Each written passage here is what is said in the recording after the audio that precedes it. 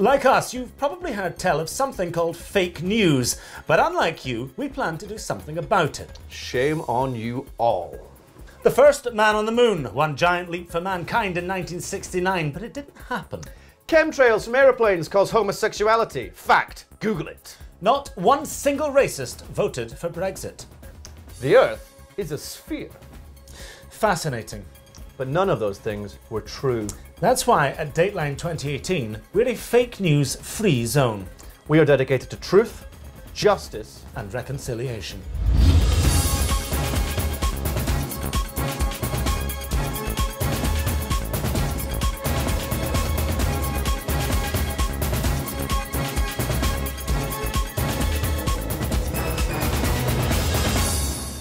The world awoke this morning to the shocking news that US President Donald Trump spent most of last night unconscious and under close medical supervision, forcing Vice President Mike Pence to take the reins of power under Section 1 of the 25th Amendment of the US Constitution for around 45 minutes.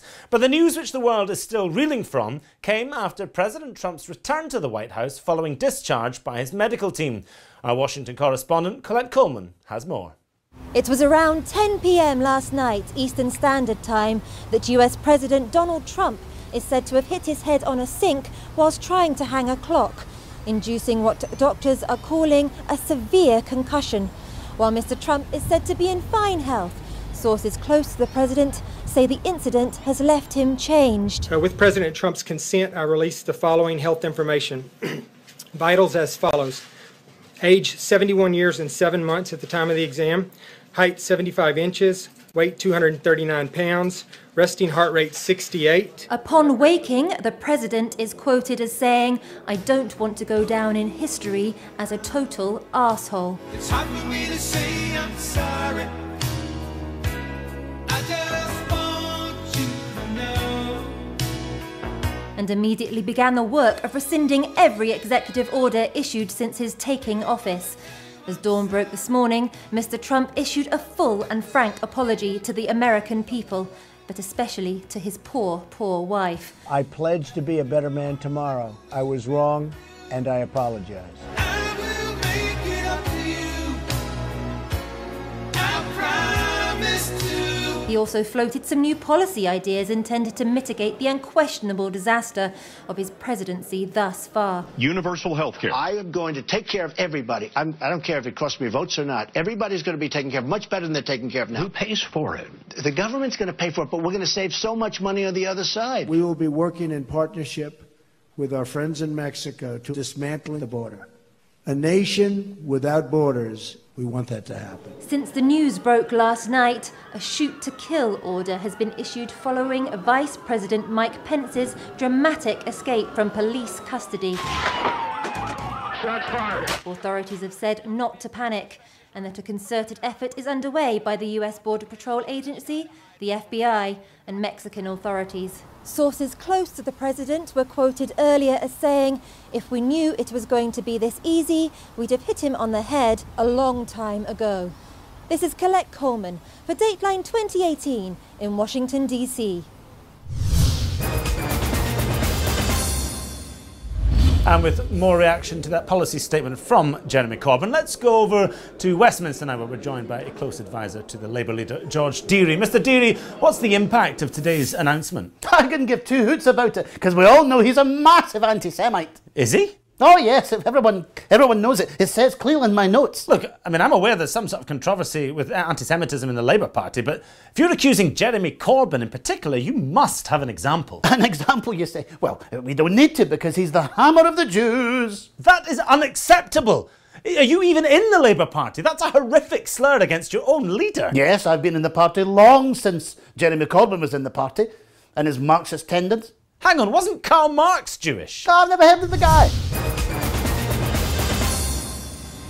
This is is Dateline 2018, where we are dedicated to facts, affordable dining experiences, and the pursuit of truth. And it's with that in mind that we turn to our next segment. It's the part of the show where we address some of your concerns about our reporting. It's the section where you, the unqualified viewer, question our journalistic integrity. You, the armchair blogger, the midnight tweeter, the sort of person who puts in their Twitter bio that their views don't reflect those of their employer, but who only has 15 followers, gets to impugn our good name. Now, James, I believe you have the first letter there. I do, Jack, yes. This week we have a letter from a lady called Beth Anderson from a little village just outside Chichester called Little Rectum, and she writes, Dear Dateline 2018, on last week's programme you mistakenly confused my sadly late but much beloved grandfather George Anderson, a hero of both the Second World War and his local community, with the notorious war criminal Slobodan Milosevic. This has caused myself and my family a great deal of distress, and we would greatly appreciate a retraction. Yours faithfully, Beth Anderson. And for viewers who may have missed that segment last week, we can see a quick clip of it now. The notorious war criminal lived out his final days in hiding under the name of George Anderson at 43 The Green, Little Rectum. While he is dead, he is survived by several members of his family who are almost certainly complicit in his evasion of justice. Of course, we don't advocate the use of vigilante force, but that is the address.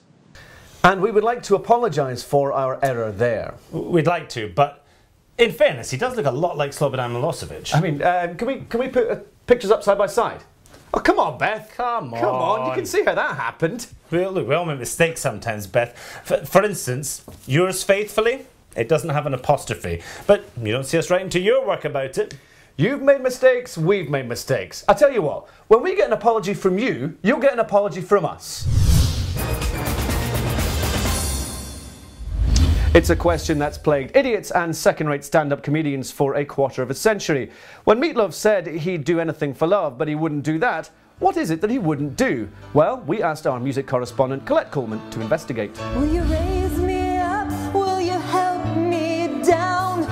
Will you get me right out of this God-forsaken town? Will you make it all a little less cold? I can do that. I can do that.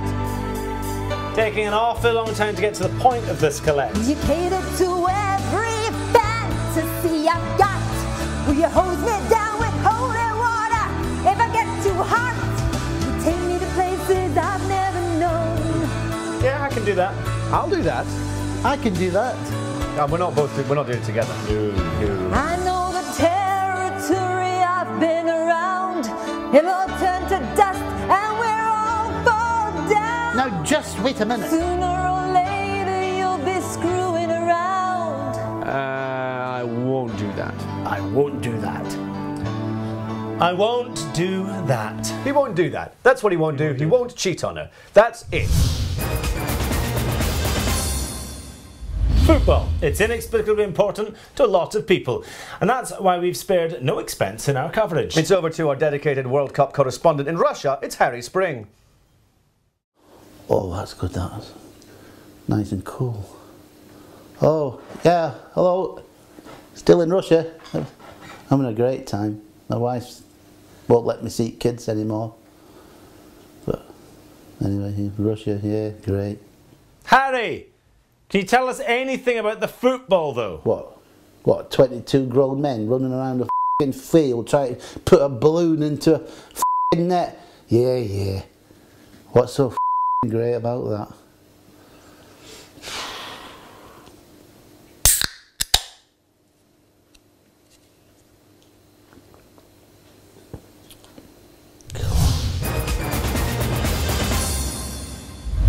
Welcome back to Dateline 2018, where we're in the midst of a breaking news story about an explosion of some sort in Sussex, possibly the village of Longshaft, but I'm sketchy on the details. Thankfully, it looks as though we're about to get to the bottom of why this explosion happened and why it's probably an innocent mistake, or at least nobody was at fault. With me on the line now from his office at Oxbridge University is Professor Cleverface.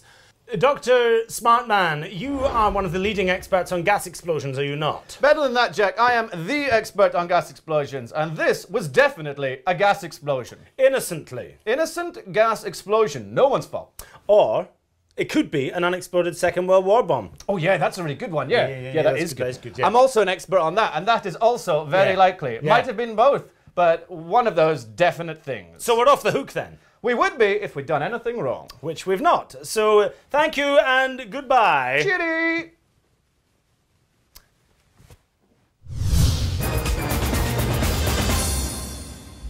The sun has risen on an independent United Kingdom. And just look at it, even the weather's improved. Like a modern-day Cromwell, the man who led Britain's racists to turn their backs on foreign food, foreign people and foreign money. A proud people who are sick and tired with easy, visa-free travel to some of the most beautiful places on earth. A people who inexplicably believe the classic black British passport was blue. A people who think elected members of parliament are unelected bureaucrats. A people able to perfectly embody the phrase cognitive dissonance without ever being able to spell it. But of course the Ramonas have been wrong about almost every detail of this great British Brexit, such as that crazy talk about the pound crashing. I mean, obviously it did, but just wait for the bounce back. It'll be like Gary Glitter's long-awaited comeback tour. Wait for it. For many Ramonas, the reality of this successful Brexit has been difficult to accept. Largely due to the demonstrable gap in IQ, they do seem less politically aware. But the inexorable march towards the people's Brexit is one which refuses to flag. I'm Colette Coleman for Dateline 2018 on the streets of Great Britain. Anyway, despite our best wishes, there is still a sizable contingent of people who insist that Donald Trump is a fascist. And in the interest of balance, we suppose we should give those voices a hearing. And with that in mind, we're joined now from his home in the Cotswolds by a senior advisor to the Conservative Party, 3rd Viscount of Leadbottom and 7th Sea Lord of the Admiralty, Sir Godfrey Eden Asquith the 19th.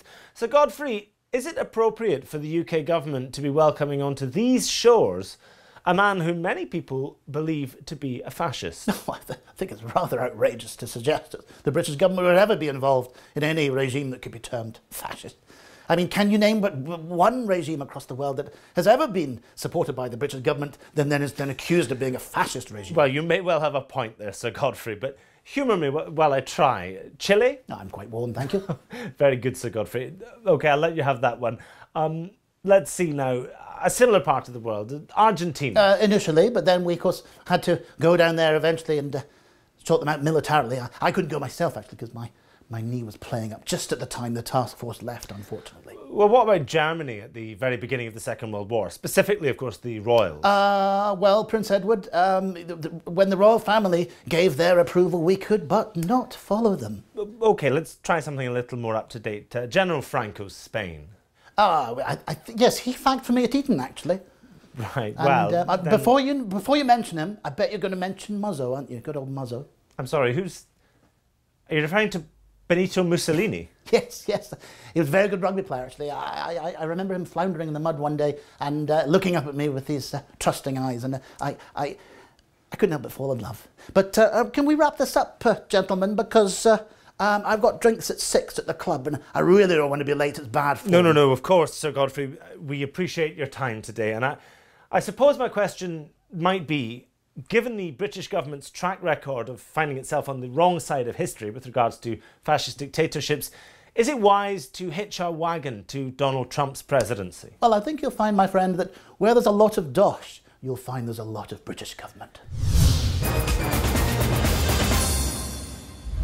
James. This is a heartwarming video we received from Beth Anderson from a little village outside Chichester called Knobswell. And Jack, I believe you have a letter there, don't you? I do, James. It's from a lady called Beth Anderson from a little village just outside of Chichester called Cockminster. This week we have a letter from a lady called Beth Anderson from a little village just outside Chichester called Little Recton. Congratulations to Beth Anderson from a little village just outside of Chichester called Minge Garden. We'll return now to a story from earlier in the programme as more information comes in regarding what we understand to be a deadly shark attack off the coast of Mallorca.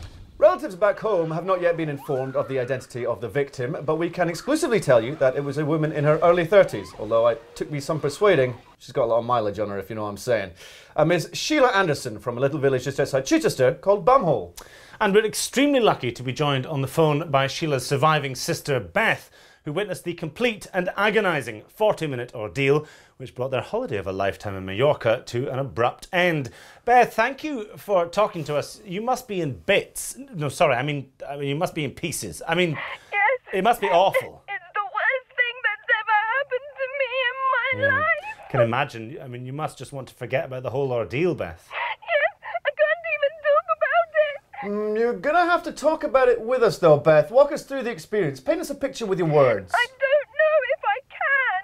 I'm still in shock. You're gonna have to, Beth. This is the news and we're kind of up against it a bit here. Yeah, we've got a better bit coming up in a minute. You really got to hurry up. My sister's dead. Yes, we know. Look, Beth, we're gonna need you to relive the entire ordeal for our entertainment. I mean journalism. There was a shark. What size was the shark? Was it like Jaws? What?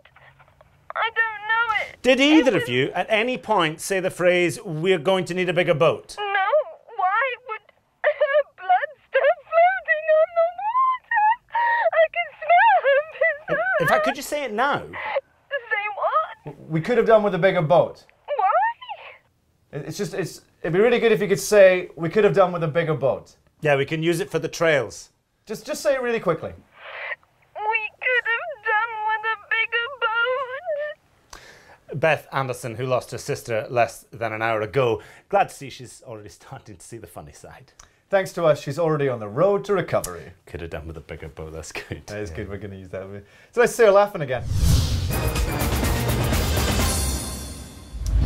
Tragic news now for sports fans. The World Cup is over, which should have meant the return of our dedicated World Cup correspondent Harry Spring to the UK, though not to his wife, because she chucked him. But we've received some distressing news from authorities in Moscow who inform us that Harry Spring's body was discovered during the early hours of this morning, having died of heatstroke after being locked inside the Dateline 2018 news van for a full 24 hours. Police are not treating the incident as suspicious, despite CCTV footage showing his producer gluing the van's lock shut and laughing through the window for 2¼ hours. Our obituary correspondent, PJ Duncan, looks back now at the life of Harry Spring. Born in Tan Hill in the Yorkshire Dales during the olden days, in the place where the Hoversides were done, probably, Harry was a lonely child, despite being surrounded by a household of brothers and sisters. He developed an adult man's sweat glands by the age of 6, was shaving by 7 and losing most of his hair by 8.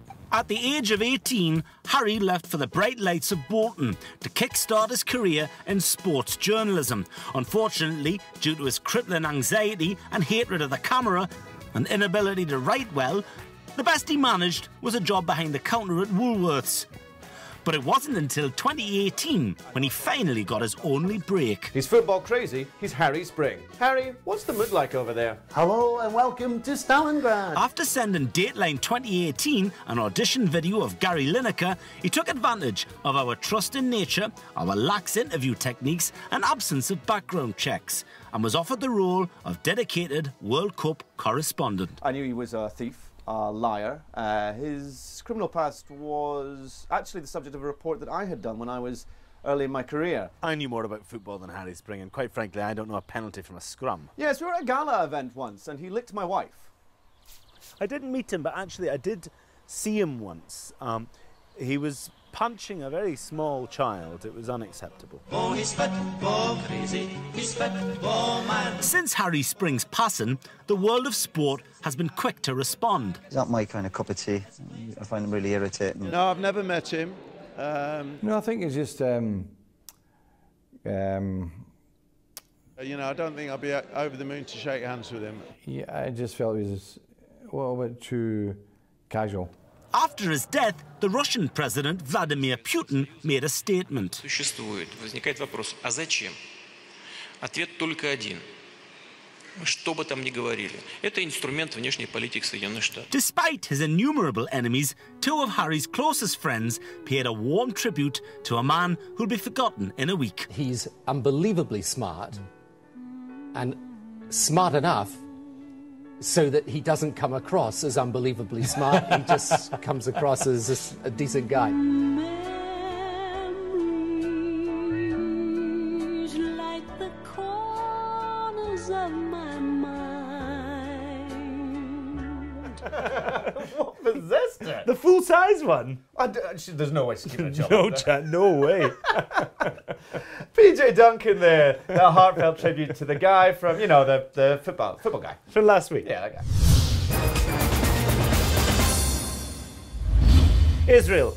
What can you say about Israel? Well, not much if you're a television news broadcaster. Or indeed a cheaply made online satire show. Which we are not. No, we're the first one of those two things. So to be clear, we're not going to do Israel. No, it's a minefield. Bits of it are literally a minefield. We're not doing it. No way. We're not doing Israel. All right, fine, we'll do Israel. By which we mean Colette Coleman's going to do Israel. Nestled in the heart of the Arabian desert, where Africa meets Asia, sits the ancestral home of a bunch of old white guys. Seems legit. Fortunately for its inhabitants, the area formerly and currently known as Israel was completely uninhabited for hundreds of years, and so made for relatively easy pickings. During the intervening years, however, archaeologists and historians have developed a controversial theory that the place was in fact fucking packed with people. Couldn't move for the bastards. Had houses, jobs, families, infrastructure. It was a country called Palestine. But as I say, it's just a theory, and a controversial one at that. Economists continue to be mystified at how a country in the middle of a desert, in the only bit without any oil, manages to sustain a growing economy. Cartographers, however, are even more mystified at the country's unprecedented year-on-year geographical growth, for which the only explanation is literally magic. In an attempt to slow the peaceful geographical growth of the not-made-up country that is Israel, rabble-rousing ne'er-do-wells have cynically blockaded its borders by building villages and towns and living in them for hundreds of years. Yes, there really is no level to which these people won't stoop. Bad to the bone. Bad to the bone. Bad. Thankfully, with the generous support of countries like the United States and this United Kingdom, though in fairness not many others, Israel has developed technology to safely and humanely move these towns and villages out of view. Unfortunately though, due to the shoddy Palestinian building methods, the bulldozers tend to just flatten the houses, forcing the Israeli army to shoot any survivors, including women, children, aid workers, and journalists. Oh yes, and the UN. This is Colette Coleman for Dateline. Oh wait, doctors. They've definitely killed doctors too. Colette Coleman for Dateline 2018 in a secret location nowhere near Israel. Colette Coleman there, who sent us that report from the Crown Plaza in Tel Aviv, Suite 312. And now we're going over to... What are we going over to, Jack? This is it, James. It's just us. How did we get here? Where are we even going to be tomorrow? Could find ourselves back here like nothing's happened. We might find ourselves in an 8x8 cell. You might find yourself blowing up some poor woman's house.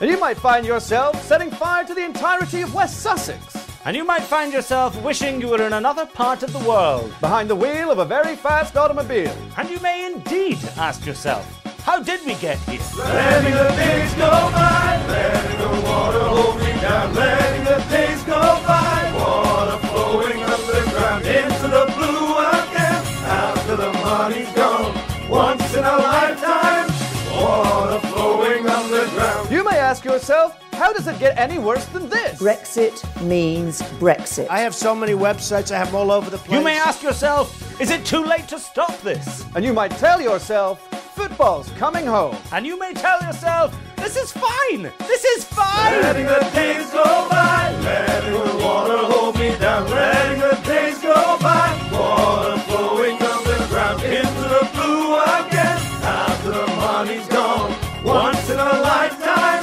water flowing underground. And you may ask yourself, Why am I working with a man I swore I'd never work with again? And you might find yourself in debt to a transphobe. And you may ask yourself, are we right or are we wrong?